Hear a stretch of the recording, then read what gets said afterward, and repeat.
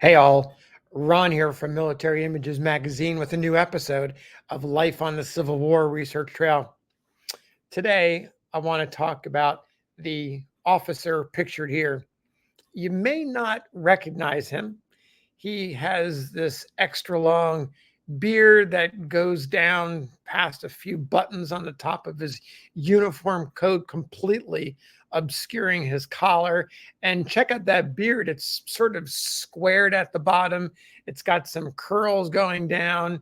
It's got sort of a thickish mustache. And he's wearing this big dress hat with the ostrich plume coming out the side.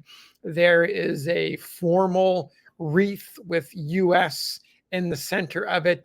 In fact, you students of the Civil War of headgear and material culture, you know the Hardee hat that we're looking at here.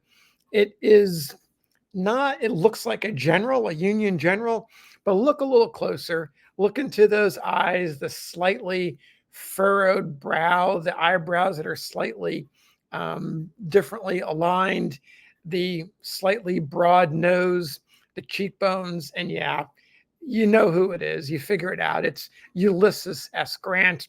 This is an early war image of him. It looks like he's either a colonel or a brigadier general here, and an early war image of him. And so we don't think of Grant in these early war images. We think of the later images of him leaning against a tree with a cigar. You see him with his staff officers, the varied poses of him with the closer cropped beard, wearing the simple uniform of a private soldier without wearing a hat. Well, this is Grant early on before he is well known.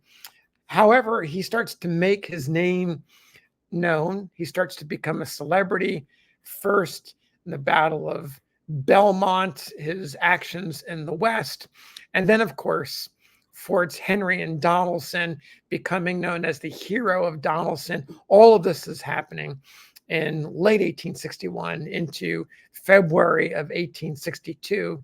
At that time, the United States is desperately in need of a hero. We need a military hero. Things haven't been going well.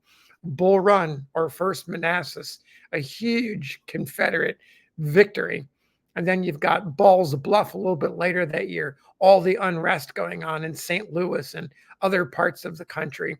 There's real questions about who's going to win this war and how long it's going to last. And then, of course, we have Grant coming in.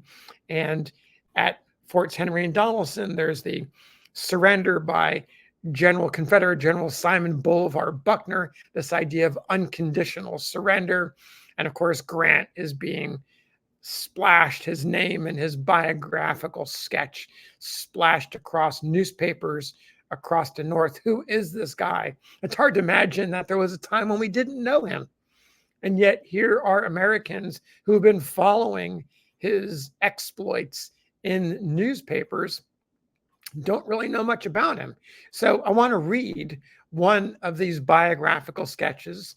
It's published in a newspaper called The Advocate in Buffalo, New York, and it gives you a little bit of flavor of who he is. It gives you a little bit of his background. So I want you to put yourself into the mindset of a Union citizen in February of 1862.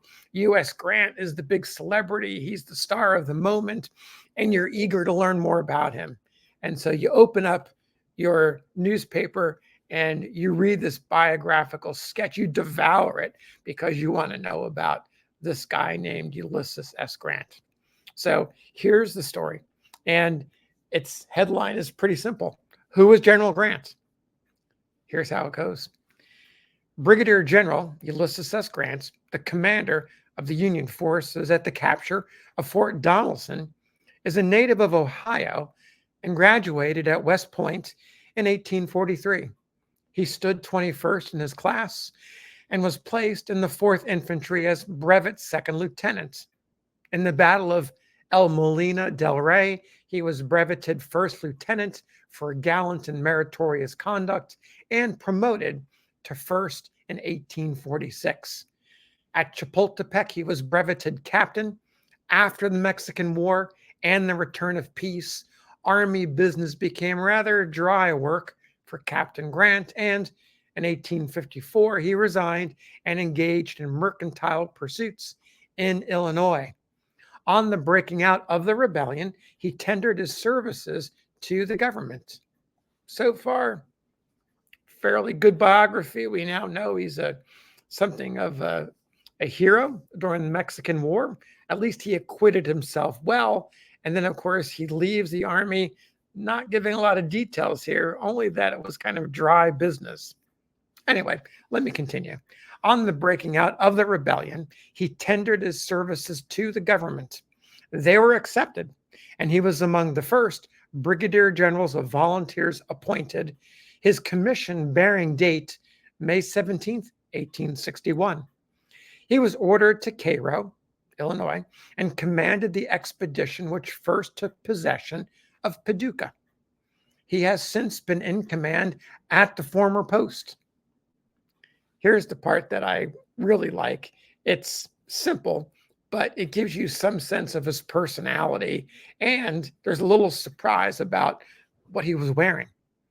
So it says, General Grant is a modest, unassuming man. We know this as early now as 1862, and on taking command last spring was regarded as a curiosity by the soldiers on account of his plainness of dress in comparison with the young and new-fledged colonels and less officers, and particularly a shocking bad stovepipe hat, which he wore for a long time before donning a military tile.